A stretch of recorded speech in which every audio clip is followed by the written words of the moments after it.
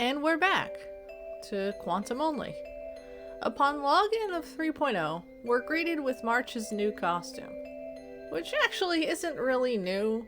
It's been in the game since at least 1.4, but they're finally giving it to us. So it's new, right? Unfortunately though, this is Quantum, so we're probably not going to use it at all. But congrats to everyone doing Ice Only. You're eating good this patch. Anyway, after we claim our Jades and goodies, we go ahead and try our chances to pull for Jade. We're in dire need of a fourth member. It's not as bad as going on without a healer, but some fights are taking absolutely forever. So, after attempting to pull for Jade and... Wow dude, you are on the wrong account. I appreciate your eagerness, but you're better off on Lightning only. Or on my main, so I can get more tickets anyway. After which, we pull on standard, as we always have the opportunity to roll for some good light cones. God knows I'd love some good light cones. To which we get a better light cone for Jade, which, will be useful for a little while, till I get Fall of an Aeon. But, you know, beggars can't be choosers, that's for sure. We then cut back to the corridor of Fading Echoes. Not to be confused with the Boulevard of Broken Dreams, as we encounter more ghosts. Don't tell Pom Pom, by the way. We encounter the echoes of the last conversation Bronya has with her mom, before we're set to the next puzzle roadblock that a lot of RPGs have to use to pad out the story. So, we cut back around to activate the heaters, while encountering our first relic cavern. We may have to farm here later for relics, or to do a daily or two. After we flip all the switches and fight the monsters, to do so, we follow the holograms to fight the mini-boss, the Guardian Shadow. It's a nice looking mini-boss, with a Simon Says mechanic. Unfortunately for her, however, she's quantum weak, so she can Simon Says all that she wants. But we're playing Mahjong here. And you know, you're never supposed to ask a Yakuza player how to play Mahjong. Dodging out of the way of the monster's blasts to activate anchors and break barrels and pick up treasures, we then hit Kokolia's shadow as she starts talking to us, before she hits us with a surprise ambush. And yeah, it really wasn't much of a surprise though. On top of being quantum weak, which I gotta tell you, this was a pleasant change from the slog that I had to do on Imaginary only during this part. Very few things there are imaginary weak, which I know this relaxation will be incredibly short-lived when I hit the Lao Fu chapter, where everything will be quantum resistant most likely. Anyway, after we smack Kokolia with a fish every day until she likes it, we then go up the hill to fight her again. We're met with needing to bring ourselves leveled up to 30 in order to fulfill story requirements. But that's all we're doing. No light cone because no point in it. We're just gonna die anyway. Kokolia turns to Bronya and begins to try to brainwash her before we stop her, to then have her pull out a giant lance and a giant robot, changing this from Honkai Star Rail to Armored Core. To which, after fighting wave upon wave of monsters, we cut to a rad cutscene of us running up the robot's arm to get to the very top of it to 1v1 Kokolia. No items, no heals, Fox only, final destination. Kokolia then breaks the rules of engagement and spawned in a Smash Ball, activating her ultimate. This led to me getting one shot and, I guess the run is over. Turns out, no, you can't beat Star Rail with only quantum units. I don't know what to tell you. Okay, you caught me. We cut back to the fight with Super Kokolia, and we'll go ahead and listen to the absolute peak that Honkai Star Rail has to offer.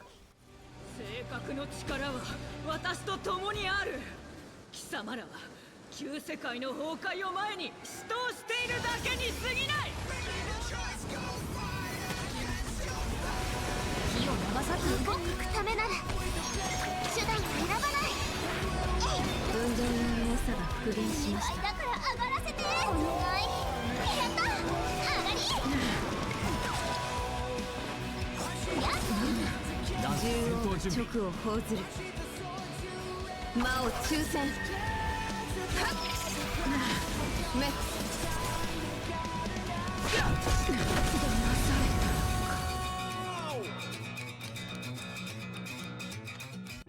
an end to Kokolia as we break the hearts of every fan of her design, that she would ever be playable.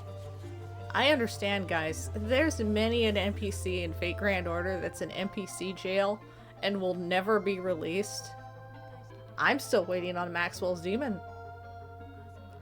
Afterwards, we confront Bronya as she looks up at the sky and hopes that we manage to get a fourth character. God, I hope so, Bronya. I hope so. We then grab a pig and head on to the Equilibrium trial, which we cleared with relative ease. But then we roll desperately on Jade's banner to get another Moza. Please, dude, stop coming over here. I like you, but I can't use you. Trying through the Forgotten Hall to roll another ticket to get something actually incredibly useful. Oh man, a Dance Dance Dance? This is huge. This changes everything. Well, when I get a tribute anyway. After that, I send my characters to the next rank. Man, this update's great, by the way. The fact that you can rush to any area now to gather upgrade materials for any character now is just really nice. Anyway, let's go ahead and have Support Jade help us out with our farming. It's always nice to receive a new client. Please be gentle.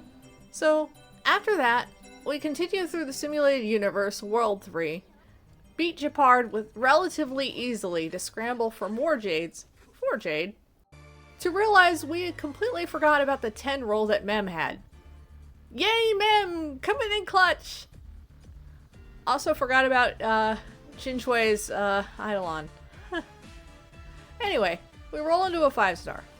So, Jade, please let me win the 50-50 and come home. Well then, let's strike up a contract. Contract? Well, you want my services, don't you? Well, I mean, Silverwolf is next patch, and arguably she'd help my account more if I'm on it. Ahem. Okay, yes, please, Jade, I need your help.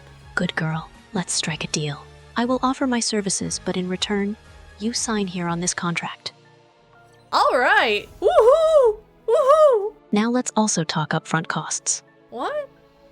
I already signed your deal. Yes, but you see, I also require a down payment. What is it? You will lose what is most important to you. Are you gonna make me lose the 50-50 for Silverwolf?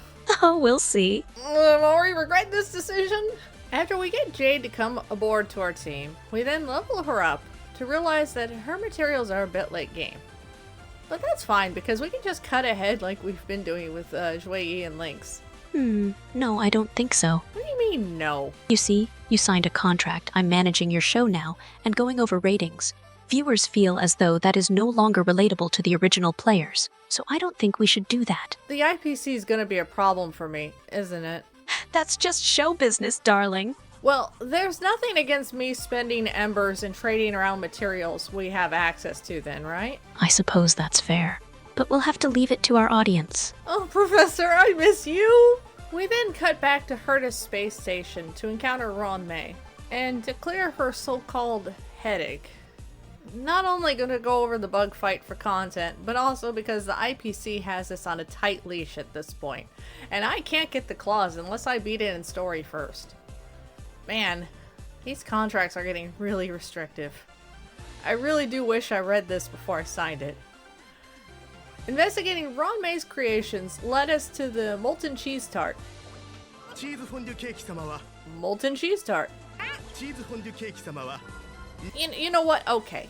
It's cheese fondue cake. Why not? That sounds honestly better. And look how cute it is.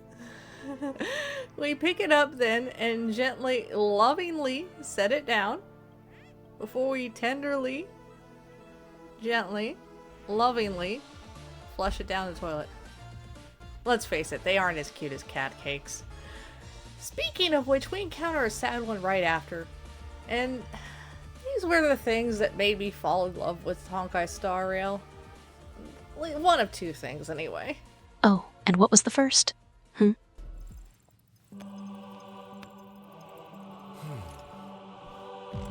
見よ、天才的な一手。どうやって破るべき？ This is the other reason you ended up liking Star Rail? He grew on me. What can I say? You have very peculiar tastes. Anyway, we encounter our lovely professor from Imaginary Only. Yes, quite. You act like you haven't seen me in months. Professor, help. I signed my life over to the IPC. I would chastise you on your decision, but honestly, it's expected at this point.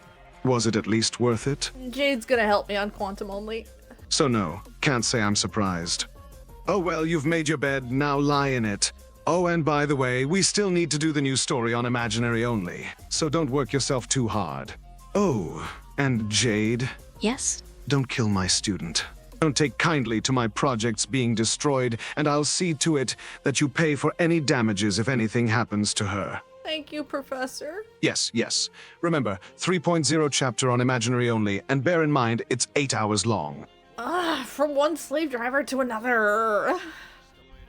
And just as quickly as he arrived, he was gone. I miss my wife, guys. Don't tell him I called him my wife, okay?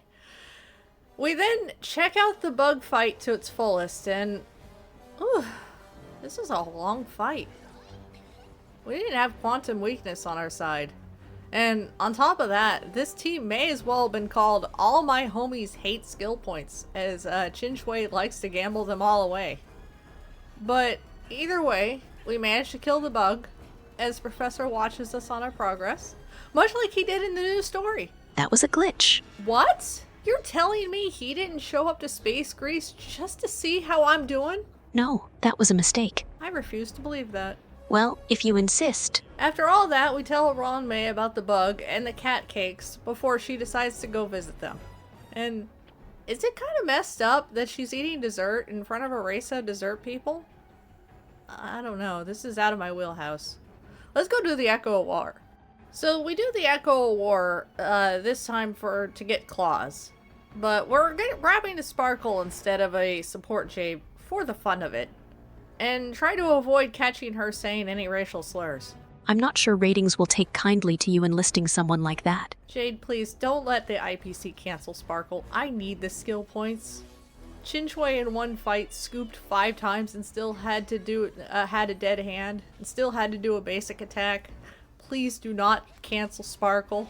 I'll think about it. So we decided to try out Sparkle for the Echo of War, and I will be honest with you, it was rough. She carried. She had the most crit damage out of all of us. It was kind of silly. But we have our claws now, and we reach a roadblock where I can't skip ahead for Ascension Max thanks to contractual restrictions. But I can run other shadows and trade materials, and I'm starting to think this is just to make me suffer. Well, it does make for good entertainment. This is a joke to you. So that's that then. I will be scrapping some Jades from here on to try to get Jade's Light Cone. Then save for Silver Wolf while I can. This will require an episode while I segue and do events available to me, as well as side quests. Maybe also before attacking the Lao Fu arc. Either way, like, subscribe, or don't. I'll be streaming probably next week, and then after that we'll be working on videos with said streams, because honestly that is much easier for me right now. I have way too much on my plate and I'm currently drowning in it. So yeah, I'll see you then.